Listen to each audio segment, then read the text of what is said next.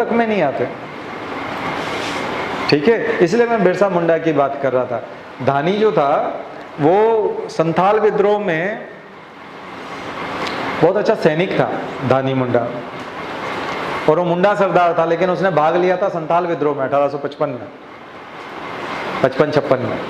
और संथाल बहुत अच्छे से लड़े थे, अंग्रेजों को पानी पिला दिया था उन्होंने।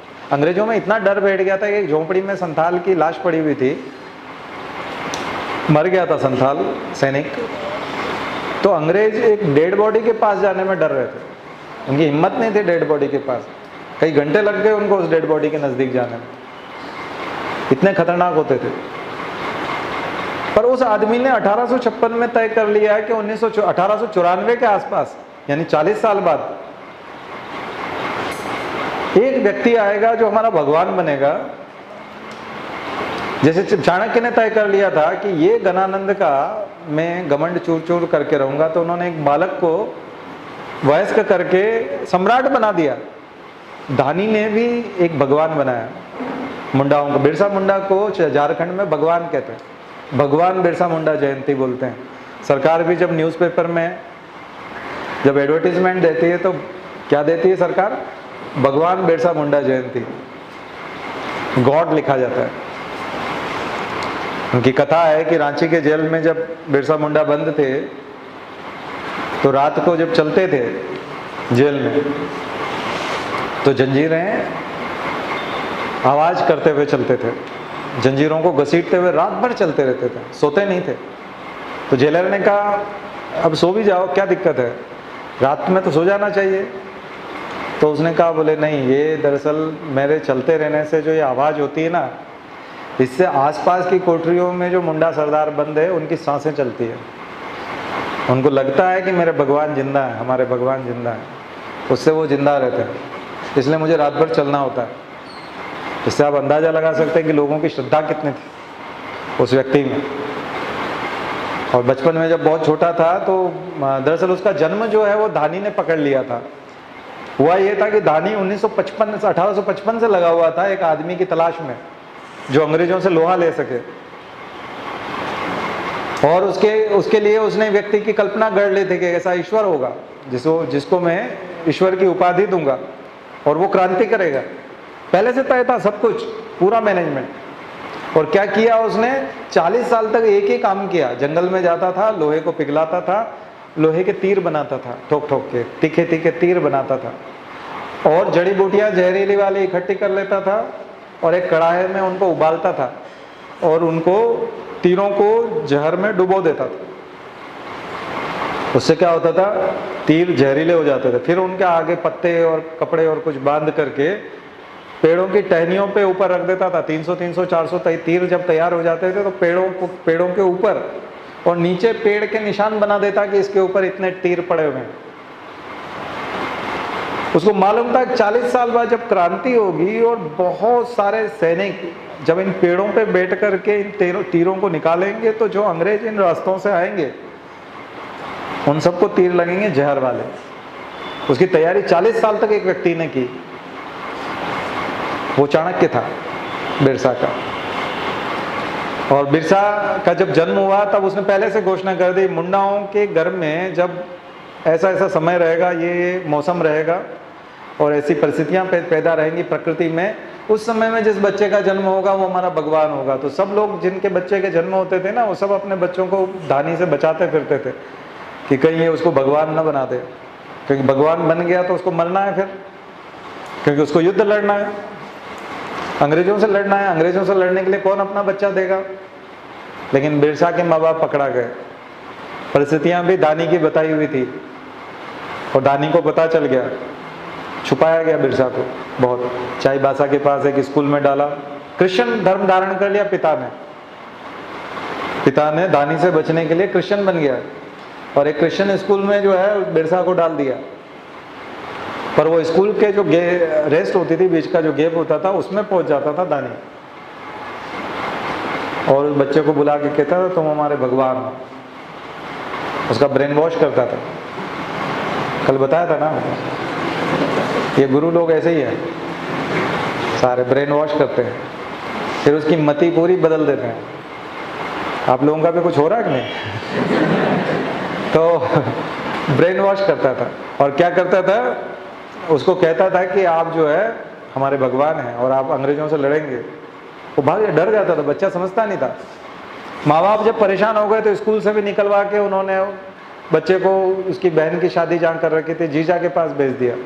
वहाँ वो बकरी चराता था। एक बार उसके टाइगर भी आ गया वहाँ, उसको घायल कर गया। कई बार तेंदुए आक्रमण कर देते थे, वो बकरी चराने जाता था। फिर उसको जब बहुत ज़्यादा जान पे बनाई तो फिर उसको वापस लेके आए।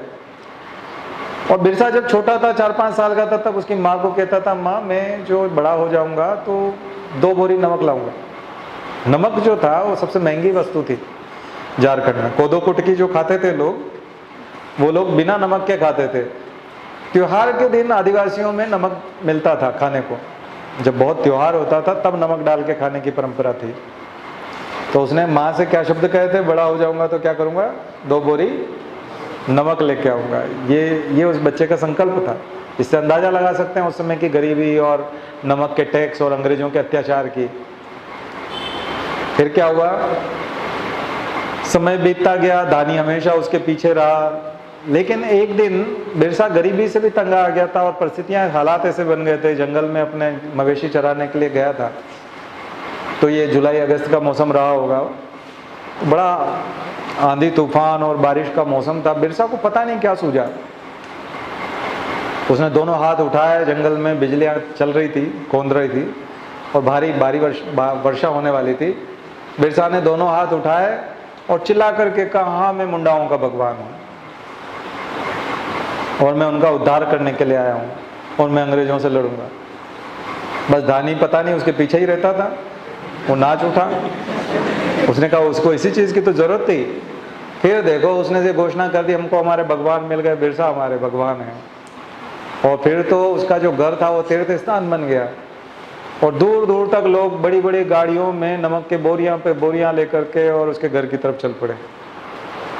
और उसके दर्शन के लिए सारे धनी मुंडा जो थे अपना रुपया पैसा सब कुछ देने को तैयार थे, जमीन देने को तैयार थे, जो बिरसा को चाहिए वो तैयार थे।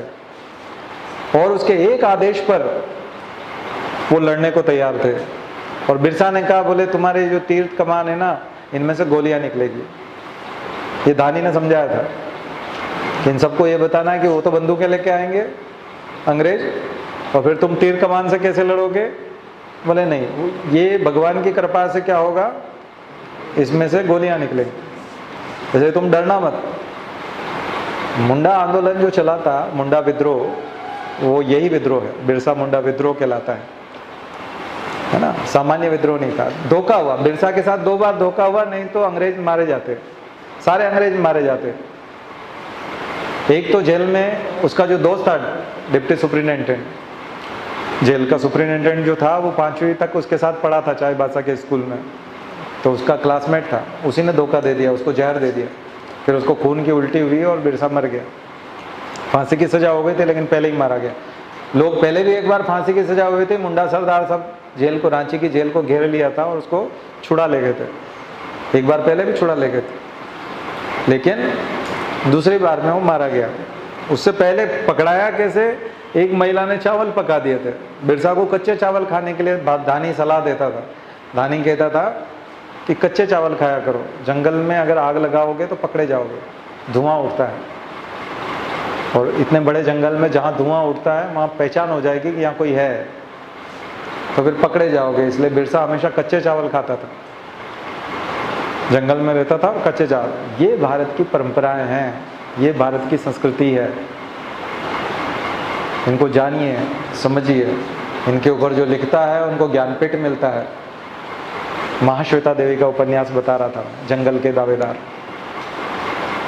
ठीक है, ये ऐसे उपन्यासों की श्रृंखला बनाइएगा, ऐसे लेखकों की, साहित्यकारों की, उपन्यासकारों की सूची बनाइए जिन्होंने भारत को परिवर्तित किया, भारत को दिशा दी। ऐसा साहित्य जिसने भारत का निर्माण किया। अगर आप ये सब करेंगे तो एक विचार बनेगा, एक प्रवाह बनेगा, और तब आप अपनी लेखनी में वो जादू ला पाएंगे। बहुत चीजें पढ़नी पड़ती है, अपना खुद का भी निर्माण करना पड़ता है। ठीक है, ऐसे नहीं होता, और तब आप प्रभाव छोड़ पाते हो। बहुत अधकचरे एडमिनिस्ट्रेटिव ऑफिसर हैं जिनका न तो कोई विज़न है, न उनका कोई काम करने का तरीका है। वो कभी भी करप्ट हो जाते हैं, कभी भी ईमानदार हो जाते हैं, न तो सूझ पड़ती है, दबाव में आ जाते हैं, समझौता कर लेते हैं, डर जाते हैं, है ना। कोई भी पॉलिटिशियन डरा देता है, विधायक जैसा सड़ा सा आदमी डरा देता है, पार्षद डरा देता है, पार्षदों को जी जी करते फिरते हैं। ऐसे कलेक्टर देखे हमने, कोई औकात नहीं है उनकी, घटिया आईएएस हैं वो, कलंक है आईएएस के नाम पे।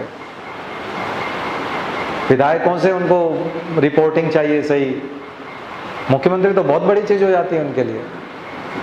केवल आईएएस आईपीएस बन जाने से नहीं होगा, प्रभावी बनना पड़ेगा। सामाजिक परिवर्तन के लिए सूत्रधार बनने की स्थिति में होना चाहिए, क्योंकि मिनिमम क्वालिफिकेशन तो पॉलिटिशियंस के लिए तो रखी नहीं है, वो तो घटिया है। पॉलिटिशियन तो एक से एक मूर्ख आदमी है, एक नंबर के निहायत जानवर हैं। उनके रिकॉर्ड देखिए, सारे के सारे क्रिमिनल हैं, हिंसा कर रखी है उन्होंने, अपराध कर रखे हैं, महिलाओं के प्रति कितने अपराध हैं उनके।